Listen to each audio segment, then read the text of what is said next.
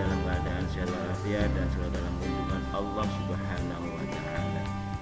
Baiklah anak-anak, pada pertemuan kali ini kita akan belajar bersama yaitu tentang Al-Quran Hadis dengan judul memahami isi kandungan hadis tentang takwa.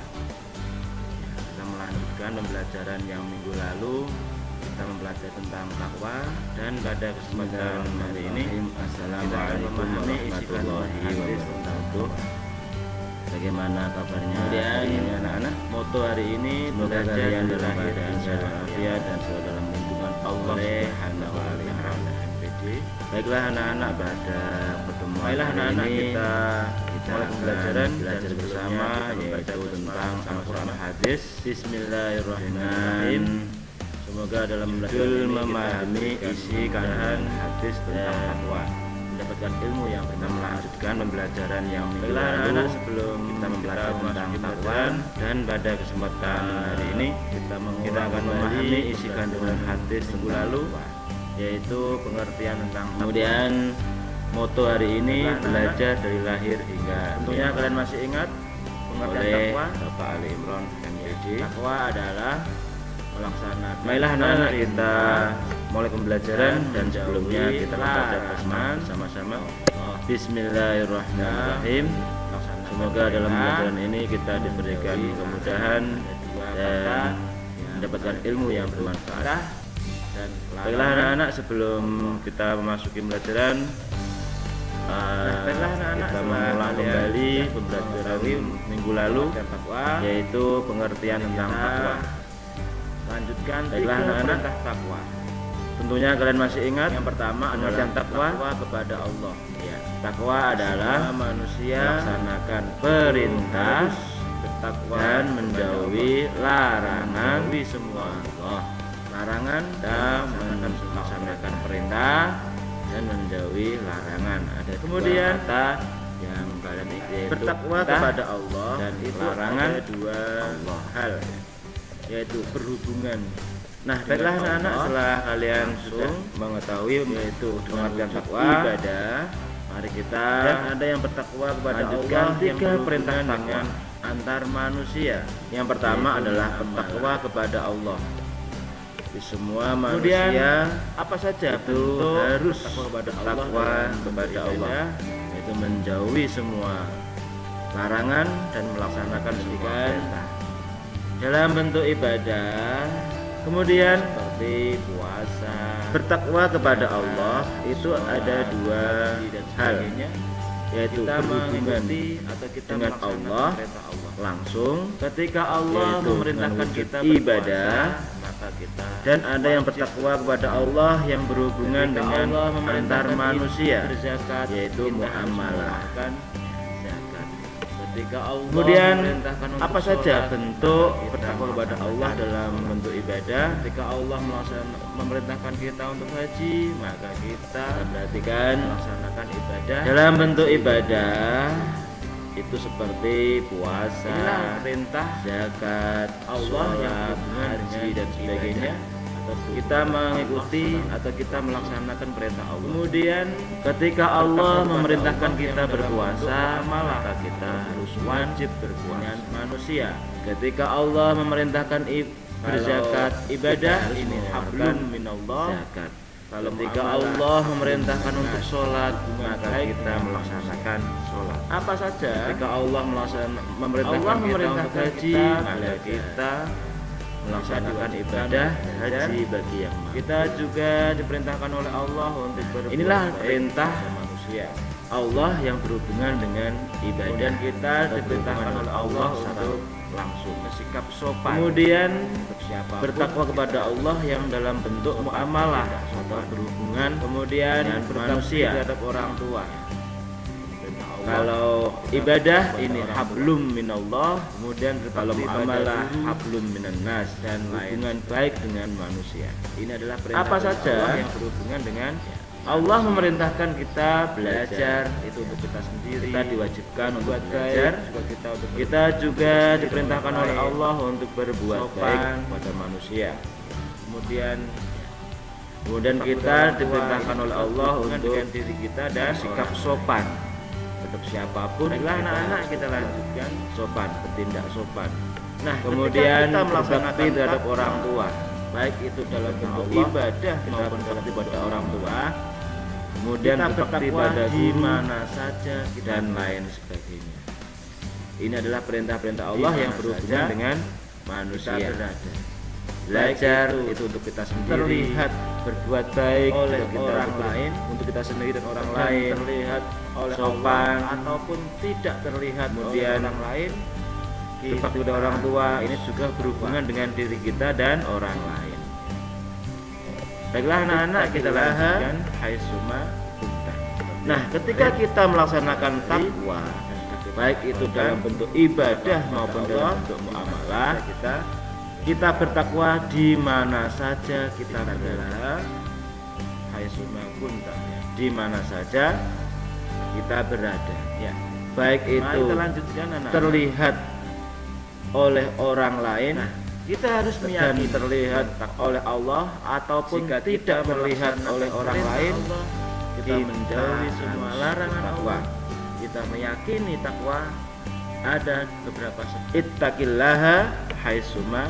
Yang pertama, kita yakin, kita pelajari bahwa menjalankan perintah Allah akan bertakwa kepada Allah di mana saja kita harus yakin. Ketika kita menjalankan perintah Allah, kita dekat dengan Allah, maka akan mendatangkan rahmat Allah. Ya. Mari kita lanjutkan anak-anak. Apa saja yang mendatangkan perintah Allah, yang mendatangkan kita harus meyakini dengan takwa tadi melaksanakan. Jika kita melaksanakan perintah Allah, kita menjauhi semua larangan Allah, kita meyakini takwa, ada beberapa sebab. Sopan, ramah. Yang pertama, kita yakin bahwa menjalankan perintah Allah mendatangkan rahmat Allah. Ini adalah perintah Allah yang kita harus yakin ketika kita menjalankan kemudian Allah, kita meyakini dengan Allah ketika kita menjalankan larangan Allah akan mendatangkan musibah.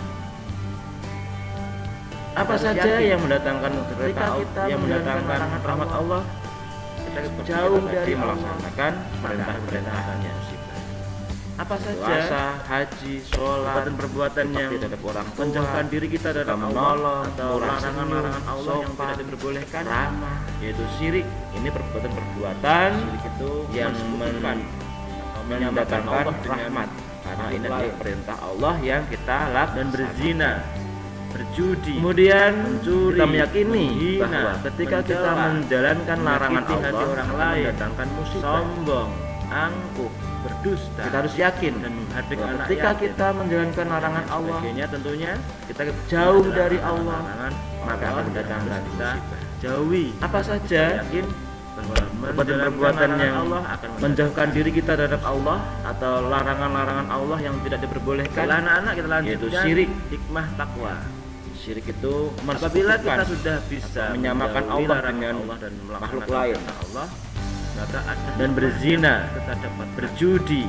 mencuri, yang pertama menghina, mencela, menyakiti hati orang lain, sombong, angkuh, berdusta, mempunyai dan menghardik anak yatim atau Allah dan lain sebagainya. Tentunya sangat ini adalah larangan-larangan menjunjung tinggi kita orang jauhi, karena kita yakin bahwa menjalankan larangan Allah akan mendatangkan memiliki kedudukan yang tinggi, dimuliakan oleh Allah. Baiklah anak-anak, kita lanjutkan. Hikmah kedua adalah diberi jalan keluar oleh Allah. Apabila kita sudah bisa menjauhi larangan Allah dan melaksanakan perintah Allah, maka jalan yang kita dapat di jalan Allah.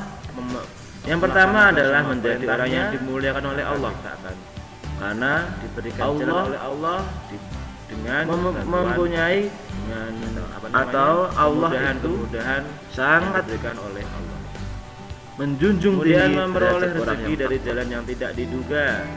Orang yang takwa mendatangkan rezeki, memiliki kedudukan yang tinggi, dimuliakan oleh Allah, kemudian mendapat kebahagiaan. Yang kedua adalah diberi jalan keluar oleh Allah dengan menjalani berbagai persoalan larangannya.